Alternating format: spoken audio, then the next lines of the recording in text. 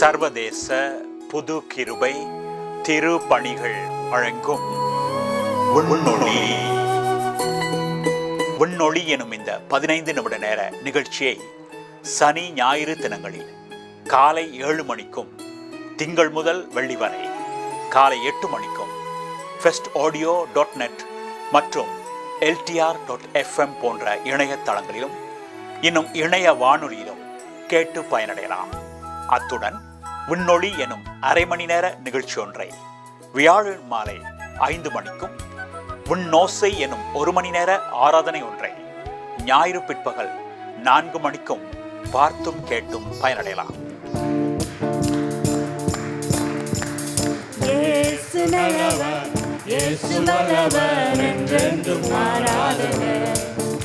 அவர் என்றென்று மாறாதவர்.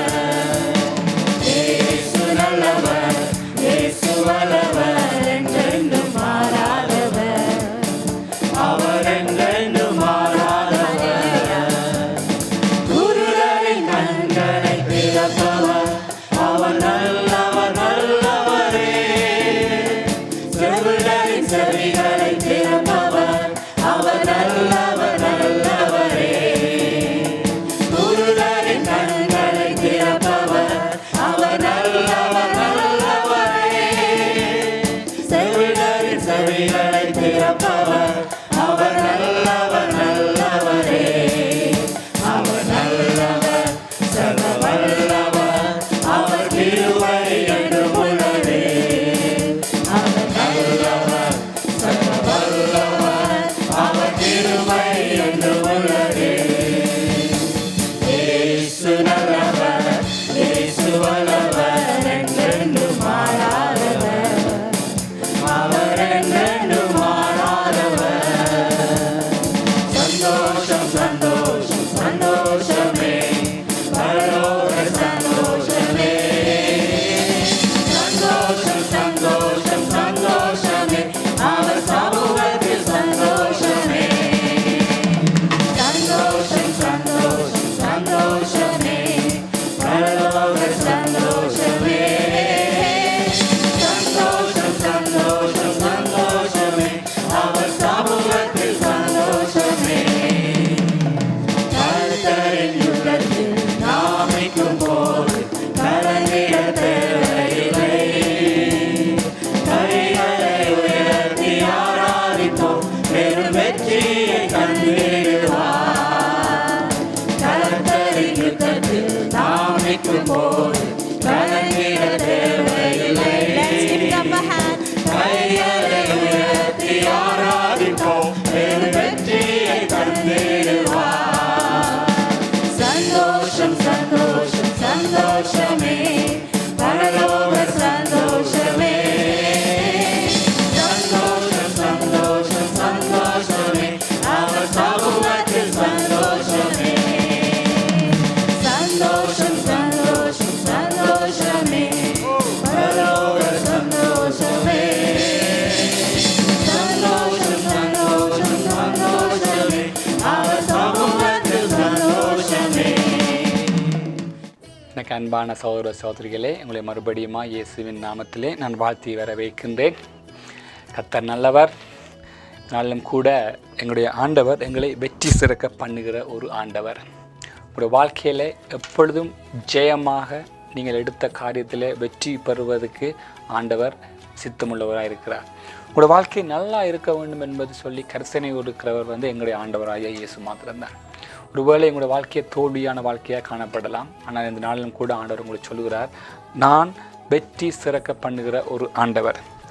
1 கொரிந்தியர் 15வது அதிகாரம் 57வது வசனத்திலே சொல்கிறது, நம்முடைய கர்த்தராகிய இயேசு கிறிஸ்துவினாலே நமக்கு ஜெயம் கொடுக்கிற தேவனுக்கு ஸ்தோத்திரம். ஸோ உங்களுக்கு வாழ்க்கையில் வெற்றி எங்கிருந்து வருகிறது? கர்த்தராகிய இயேசு கிறிஸ்துவின் நாமத்தினாலே.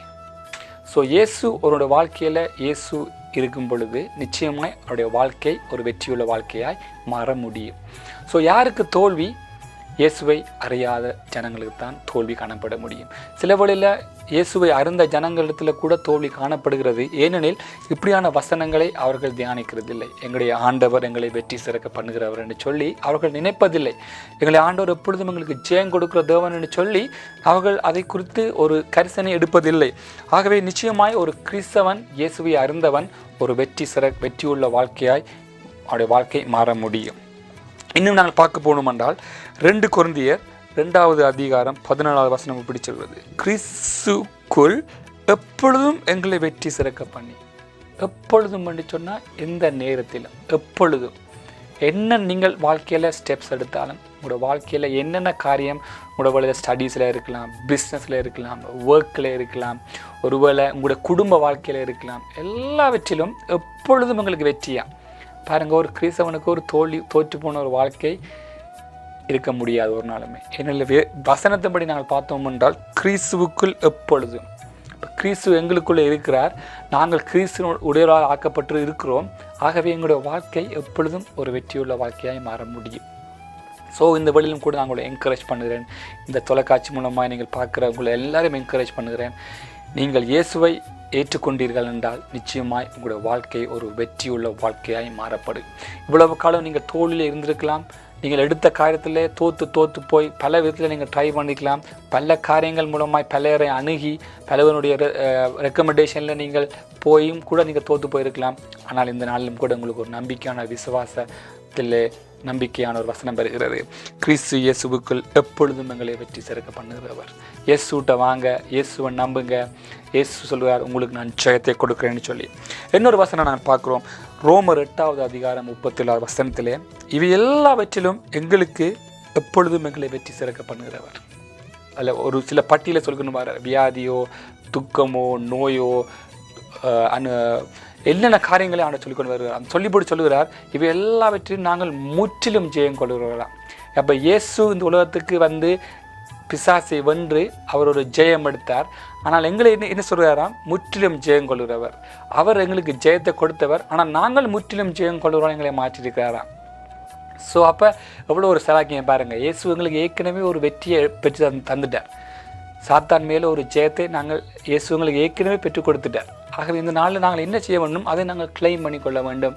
இயேசு எனக்கு ஜெயத்தை கொடுத்துருக்கிறார். ஆகவே கிறிஸ்து இயேசுக்குள் இருக்கிற எனக்கு நிச்சயமாய் என்னோட வாழ்க்கையில் வெற்றி இருக்குன்னு சொல்லி நாங்கள் ஒரு வெற்றியுள்ள வாழ்க்கை வாழ முடியும். சரியா? இந்த நாளிலும் கூட ஒரு உதாரணத்தை நான் பார்ப்போம். தாவீது என்ற ஒரு ராஜாவின் பழைய ஏற்பாடை நாங்கள் பார்க்குறோம். அவனுடைய வாழ்க்கையில் வந்து அவன் எடுத்த காரியம் எல்லாவற்றிலும் அவனுக்கு வெற்றியை ஆண்டவர் வாய்க்க பண்ணினார். ஏன்னு சொன்னால் அவன் இயேசுவின் நாமத்தில் அவனுடைய வாழ்க்கையில் ஒரு காரியம் நடக்கிறது. ஆடு மேய்த்து கொண்டு இருக்கும் பொழுது பெலிஸ்தியன் என்ற ஒருத்தன் வந்து இஸ்ரவேலுக்கு எதிராக கோஷமிடுகிறான். யாராவது தனக்கு எதிராக வந்து யுத்தம் செய்யும்படியாய் அவன் கோஷமிடுகிறான். அப்பொழுது தாவீது அவனுக்கு எதிராக யுத்தம் செய்வேன் என்று சொல்லி ஒரு துணிவோடு போகிறான். அவன் போகும் பொழுது ஒரு காரியத்தை சொல்லுகிறான். என்ன சொல்லுகிறான் என்று சொன்னால் 1 சாமுவேல் 17வது அதிகாரம் 45வது வசனத்தை நீங்கள் பார்த்தீங்கன்னா, அதுக்கு தாவீது பெலிஸ்தனை நோக்கி, நீ பட்டயத்தோடும் ஈட்டியோடும் கேடகத்தோடும் என்னிடத்தில் வருகிறாய், நானோ நீ நிந்திக்கிற இஸ்ரவேலின் இராணுவங்களின் தேவனாகிய சேனைகளுடைய கர்த்தரின் நாமத்திலே வருகிறேன். அப்போ இயேசுவின் நாமத்தில் அவன் போகும் பொழுது அங்கே ஜெயம் உண்டாகிறது. ஸோ அப்போ எல்லாத்துக்குமே பேஸ்ட் இயேசு கிறிஸ்து தான். இயேசு மூலமாக தான் உங்களுக்கு வெற்றி உண்டாக முடியும். இயேசு கிறிஸ்து மூலமாக தான் உங்களுக்கு ஜெயம் பெற முடியும். வேறு ஒரு காரியம் மூலமாகவும் உங்களுடைய வாழ்க்கையிலே ஜெயம் பெற முடியாது. நீங்கள் அது தற்காலிகம். ஒருவேளை நீங்கள் வேறு காரியம் மூலமாக நீங்கள் ஜெயத்தை பெற்று கொண்டிருக்கின்றால் அது ஒரு தற்காலிகமான ஜெயமாக தான் இருக்க முடியும். ஆனால் இயேசு கிறிஸ்துக்குள்ளாய் வெற்றி வரும்பொழுது அது ஒரு நிரந்தர வெற்றியாய் அமையும். இந்த இடத்துல நீங்கள் பார்த்தீங்கன்னு சொன்னால் தொடர்ந்து நீங்கள் வாசிக்க 46வது வசனம் சொல்கிறது, இன்றைய தினம் கர்த்தர் உன்னை என் கையிலே ஒப்பு கொடுப்பார். அவன் சொல்லுகிற விசுவாச அறிக்கையை பாருங்கள். அவனுக்குள்ளே இயேசுவின் நாமத்தினாலே வருகிறேன்னு சொல்லுகிறான். அவன் சொல்லுகிறான் ஒப்பு கொடுப்பார். ஏற்கனவே கொடுத்துட்டாருன்னு சொல்லி அவன் ஒரு விசுவாச அறிக்கையை செய்கிறான். ஆகவே அவனுக்குள்ளே ஒரு நம்பிக்கை இருந்தது, எனக்குள்ளே இயேசு இருக்கும் பொழுது இந்த பெலிஸ்தியனை நான் மேற்கொள்ளுவேன், இந்த யுத்தத்திலே நான் வெற்றி பெறுவேன். அவன் சொன்னபடியானது பாருங்கள். 47வது வசனத்தை நீங்கள் பார்த்தீங்கன்னு சொன்னால், கர்த்தர் பட்டயத்தினாலும் ஈட்டினாலும் ரட்சிக்கிறவர் அல்ல என்று ஜனக்கூட்டங்கள் எல்லாம் அறிந்து கொள்ளும், யுத்தம் கர்த்தருடையது. ஸோ உங்களோட வாழ்க்கையில் வருகிற யுத்தம் எல்லாமே எல்லாவற்றிலும் வெற்றி எங்களுக்கு கர்த்தராகிய இயேசுவின் மூலமாக தான் எங்களுக்கு வெற்றி வர முடியும். ஆகவே தாவீது சொல்கிறான், அந்த யுத்தத்திலே அவன் பெலிஸ்தனை கொண்டு தலையை வெட்டி இஸ்ரவேல் ஜனங்களுக்கு ஒரு வெற்றியை கொடுத்தார். ஆகவே இந்த நாளிலும் கூட நான் உங்களை என்கரேஜ் பண்ணுகிறேன். உங்களோட வாழ்க்கையில் வெற்றி வேண்டுமா? உங்களோட வாழ்க்கையை மாற்றப்பட வேண்டுமா? உங்கள் தோல்வியுண்டான வாழ்க்கையை ஒரு வெற்றியாய் மாற்ற வேண்டும் என்று நீங்கள் ஆசைப்படுகிறீர்களா? கர்த்தராகிய இயேசுவை நம்புங்கள். அவர் உங்களிடத்தில் வரும்பொழுது, உங்களிடத்தில் இருக்கும் பொழுது நிச்சயமாக உங்களோட வாழ்க்கை வெற்றியாய் மாற முடியும். இந்த 3 வசனங்களை நீங்கள் தியானியுங்கள். 1 கொரிந்தியர் 2வது அதிகாரம் 14வது வசனம், 2 கொரிந்தியர் 2ஆம் அதிகாரம் 14வது வசனம், 1 கொரிந்தியர் 15வது அதிகாரம் 37வது வசனம், ரோமர் 8வது அதிகாரம் 37வது வசனம். இந்த 3 வசனத்தை நீங்கள் தியானித்து கர்த்தர் எங்களுக்கு எப்பொழுதும் வெற்றி தருவார் என்று நீங்கள் சொல்லும் பொழுது உங்களுடைய வாழ்க்கை ஒரு வெற்றியுள்ள வாழ்க்கையாய் மாறும். கண்களை மூடி நாங்கள் ஜெபம் செய்வோம். அன்பு இரக்கமுள்ள எங்களுடைய அன்பு தகப்பனே, நீர் எங்களுக்கு வெற்றியை தருகிற ஆண்டவராக இருக்கிறபடி எல்லாமே நன்றியோடு துதிக்கிறோம். ஆண்டவரே, நீர் தாவீதுக்கு ராஜாவுக்கு நீர் கொடுத்த வெற்றி போல எங்களுடைய வாழ்க்கையிலும் எங்களுக்கு எதிராக வருகிற போராட்டங்கள், யுத்தங்களுக்கு எதிராக நாங்கள் கொடி பிடிக்கிறோம். எங்களுக்கு ஆவியானவர் இருக்கிறார், எங்களுக்கு எப்பொழுதும் ஜெயம் கொடுக்கிறவர் இருக்கிறார். எங்களுக்குள்ளே வாசமாக இருக்கிறீங்கப்பா. நீங்கள் அப்பா சாத்தானை ஜெயித்தீங்கள், வெற்றி பட்டீங்களப்பா. அந்த இயேசுவை நாங்கள் எங்களுடைய உள்ளத்திலே இருக்கிறார், தங்கி வாசம் பண்ணுகிறார். ஆகவே நான் என்னுடைய வாழ்க்கை ஒரு வெற்றியுள்ள வாழ்க்கையாய் மாற முடியும். நான் ஜெயம் எடுப்பேன். என்னோடய வாழ்க்கையில் இவ்வளவு காலம் நான் சாத்தான் எனக்கு போட்ட தோல்விகள் எல்லாவற்றிலும் இருந்து நான் ஜெயத்தை நான் பெற்றுக்கொள்கிறேன். என்னுடைய வாழ்க்கை ஒரு ஜெயமாகவும் வெற்றியுள்ள வாழ்க்கையாய் மாறும் என்பதை நான் விசுவாசிக்கிறேன். பொறுப்படுத்த ஸ்தோத்திரம் இயேசுவின் நாமத்திலே, ஆமென். ஒவ்வொரு நாட்களிலும் பிரியாமல் கடைசி வரை ஒவ்வொரு நிமிடமும் கிருபையால் நடத்திடுவே. ஒவ்வொரு நாட்களிலும் பிரியாமல் கடைசி வரை ஒவ்வொரு நிமிடமும் கிருபையால் நடத்திடுவே. நான் உம்மை நேசிக்கிறேன், நான் உம்மை நேசிக்கிறேன். எந்த உயிரை பார்க்கிறேன், நான் உம்மை நேசிக்கிறேன்.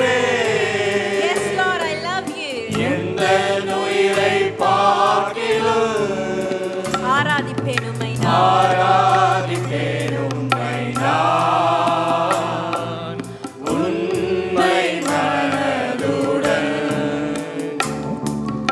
ஆராதிப்பேன் உம்மை நான், உண்மை மனதுடன்.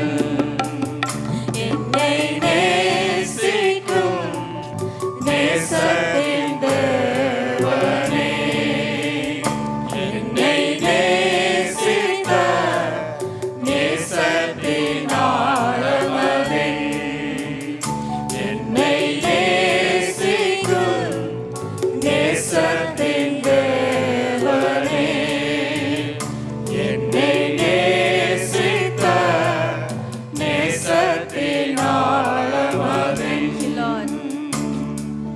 பெரும் கிருபை நினைக்கும் போது என்ன பதில் செய்வேனோ, பெரும் கிருபை நினைக்கும் போது என்ன பதில் செய்வேனோ, ரட்சிப்பின் பாத்திரத்தை உயர்த்துவேன் நன்றியோடு, ரட்சிப்பின் பாத்திரத்தை உயர்த்துவேன் நன்றியோடு.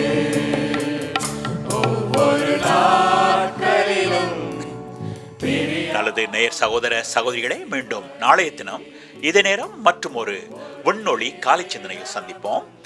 உங்களுடைய கருத்துக்களை எம்முடன் பகிர்ந்து கொள்ள அல்லது உங்களுக்காக நாம் பிரார்த்திக்க வேண்டுமென விரும்பினால் mail@newgraceministries.org என்ற இணைய முகவரிக்கு அனுப்பி வையுங்கள்.